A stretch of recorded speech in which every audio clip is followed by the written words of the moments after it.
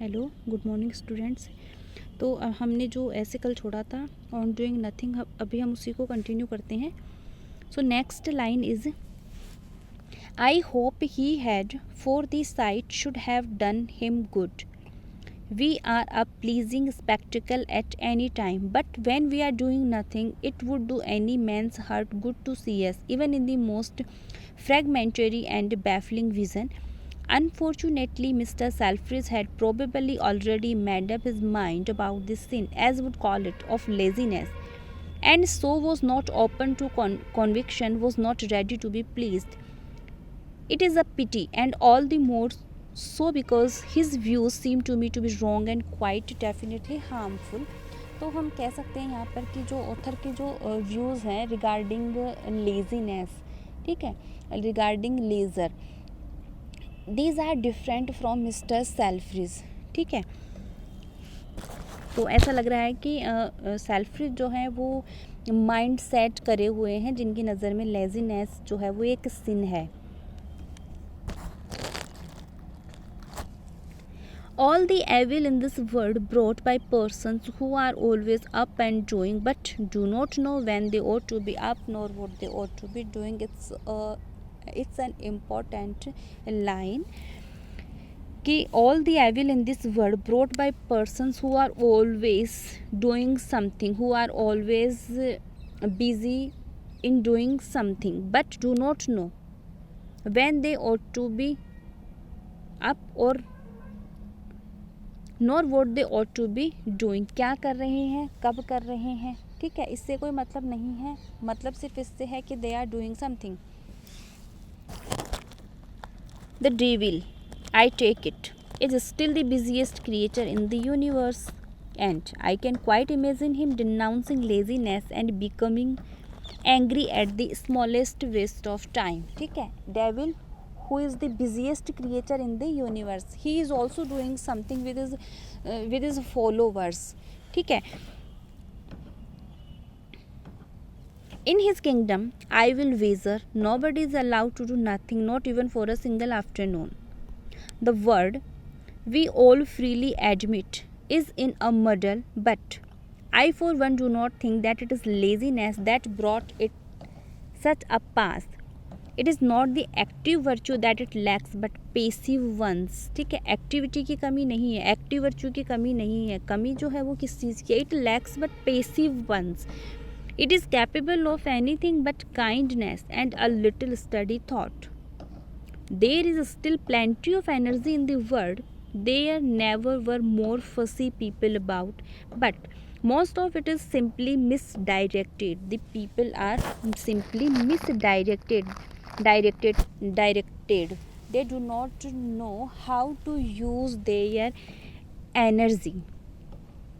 If, for example, in July 1914, the time of First World War, if, for example, in July 1914, when there was some capital idling weather, everybody, emperor, kings, archdukes, statesmen, generals, journalists had been suddenly smitten with an intense and consumed tobacco, then we should all have been much better off than we are now.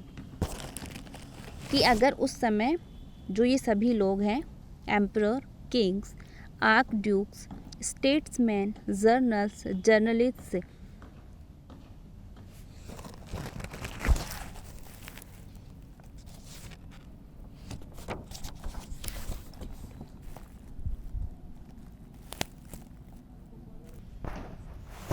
Writer यहाँ पे कह रहे हैं कि 1914 के time में, world war के time में, जब सभी जो लोग थे, ठीक है, वो कुछ ना कुछ करने में बिजी थे। अगर उस समय इन लोगों ने कुछ नहीं किया होता तो हम शायद ज़्यादा अच्छी सिचुएशन में होते। Then we should all have been much better off than we are now, but no, the doctrine of the strenuous life still went unchallenged.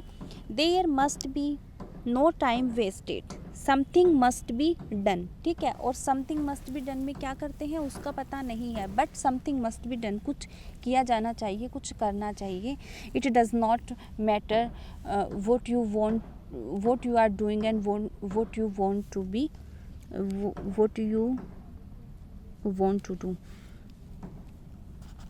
Again, suppose our statesman, instead of rushing off to Versailles with a bundle of ill-digested notions and a great deal of energy to dissipate, had all taken fortnight off, away from all correspondence and interviews and whatnot, and had simply lounged about on some hillside or other, apparently doing nothing for the first time in their energetic lives. Then they might have gone to their so-called peace conference and come away again with their reputations still unsoiled and the affairs of the world in good trim. कि ऐसा हो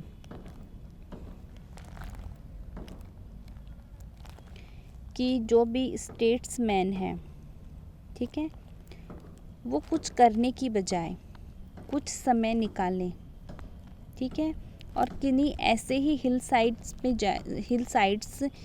side जो areas है वहाँ पे जाएं और अपना जो टाइम है वो कुछ नहीं करते हुए बिताएं, ठीक है, और उसके बाद में फिर से वो लौट कर आएँ और अपनी जो पीस कॉन्फ्रेंसेस हैं उनको अटेंड करें, अपनी रेपुटेशन को बिना खोए हुए, ठीक है, विद देयर रेपुटेशन स्टिल अनसॉइल्ड। तो ऐसा लगता है कि वो जो अपने जो वर्ल्डली अफेयर्स हैं या फिर जो भी उनके जॉब है, जो भी उनकी ड्यूटीज़ है, जो भी वो काम करते हैं, वो ज़्यादा अच्छे से कर सकते हैं, ठीक है, या फिर कुछ समय के लिए वहाँ पर जाएं और अपना जो भी काम है उसको बहुत अच्छी तरह से वो सॉर्ट आउट कर सकते हैं, सुलझा सकते हैं। Even at the present time, if half the politicians in Europe would relinquish the notion that laziness is a crime and go away and do nothing for a little space, we should certainly gain by it. Other examples come crowding into the mind. Thus, every now and then, certain religious sects hold conferences, but though there are evils abroad that are mountains high, though the fate of civilization is still doubtful, the members who attend these conferences spend their time condemning the length ladies' skirts and the noisiness of dance bands. They would all be better employed laying flat on their backs somewhere, staring at the sky and recovering their mental health. कि वो लोग जो conferences को attend करते हैं, ठीक है, वो भी वहाँ पर जाकर क्या करते हैं, कंडेम करते हैं लेडीज़ की जो लेंथ होती, स्कर्ट्स की जो लेंथ होती है उसके बारे में बात करते हैं, या फिर जो डांस बैंड्स है, ठीक है, उनकी आवाज़, उनके शोर के बारे में बात करते हैं। तो इससे तो अच्छा है कि वो उन कॉन्फ्रेंसेस में ना जाएं जहाँ पर वो इस तरह की फिजूल की बातें करते हैं, ठीक है, इसकी बजाय तो वो कहीं हिल साइड एरिया में जाएं और वहाँ पर अपना जो समय है, अपना जो टाइम है वो बिना कुछ करे हुए बिताएं, तो it will be much better. The idea that laziness is the primary sin and the accompanying doctrine of the strenuous life are very prevalent in America, and we cannot escape the fact that America is an amazingly prosperous country. But neither can we escape the fact that society there is in such condition that all its best contemporary writers are satirists, ठीक है। तो America जो country है prosperous country है, no doubt, ठीक है, और लोग जो है वो स्ट्रेनियस लाइफ जीते हैं, मतलब एक परिश्रमी लाइफ, ठीक है, हमेशा बिजी रहने वाले और कुछ ना कुछ करते रहने वाले, ठीक है, डेवलप्ड कंट्री सो कॉल्ड। लेकिन वहाँ के जो राइटर्स हैं वो कैसे हैं, सटायरिस्ट्स हैं, ठीक है, व्यंग्यकार हैं। Curiously enough, most of the great American writers have not hesitated to praise idleness, and it has often been their faculty for doing nothing and praising themselves for doing it that has been their salvation. और ऐसा लगता है कि America जो है वो हमेशा busy रहने वाली कंट्री है, इतनी प्रोस्परस कंट्री है कि लोग हमेशा कुछ ना कुछ करते रहते हैं, लेकिन वहाँ के जो राइटर्स हैं वो भी आइडलनेस को प्रेज़ करते हैं अपने वर्क्स में, ठीक है, लेजीनेस को प्रेज़ करते हैं।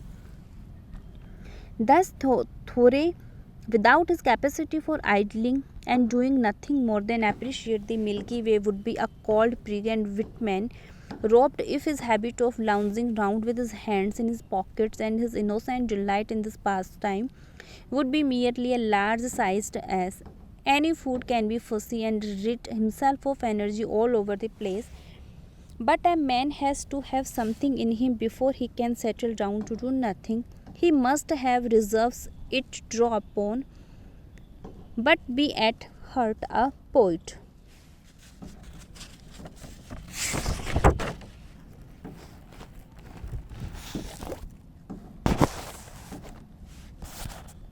Wordsworth, to whom we go when most other poets fail us, knew the value of doing nothing. Nobody, you may say, could do it better, and you may discover in his work the best account of the matter. Wordsworth को यहाँ पर priestly ने choose किया है because Wordsworth is the greatest poet of nature poet. तो अगर हमें इस बात को अगर समझना है कि कुछ नहीं करने के क्या प्रॉफिट हो सकते हैं, तो हमें वर्ड्सवर्थ के पास जाना चाहिए, वर्ड्सवर्थ के वर्क्स को पढ़ना चाहिए, उनकी पोइट्री को पढ़ना चाहिए, क्योंकि उनके वर्क्स ही हैं जहाँ पर हम इसको डिस्कवर कर सकते हैं कि इसका क्या इम्पोर्टेंस है. He lived long enough to retract most of his youthful opinions, but I do not think that he ever went back on his youthful notion that a man could have no healthier and more spiritualizing employment than idling about and starting at nature.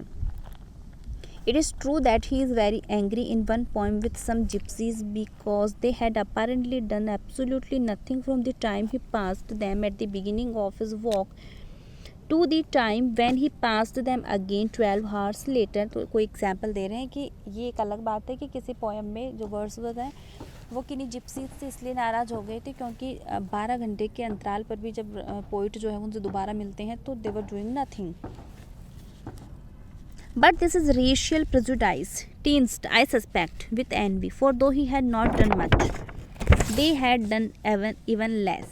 If he were alive today, I have no doubt he would preach his doctrine more frequently than ever, and he would probably attack Mr. Selfridge and defend us. Beginning last week, they loitered on a love-wide moor in a series of capital sonnets, which would not, by the way, attract the slightest attention. और writer को ऐसा लगता है कि अगर Wordsworth अभी होते, ज़िंदा होते, तो ऐसा लगता है कि वो जो लेजीनेस है उसको ज़्यादा प्रेज़ करते. ठीक है.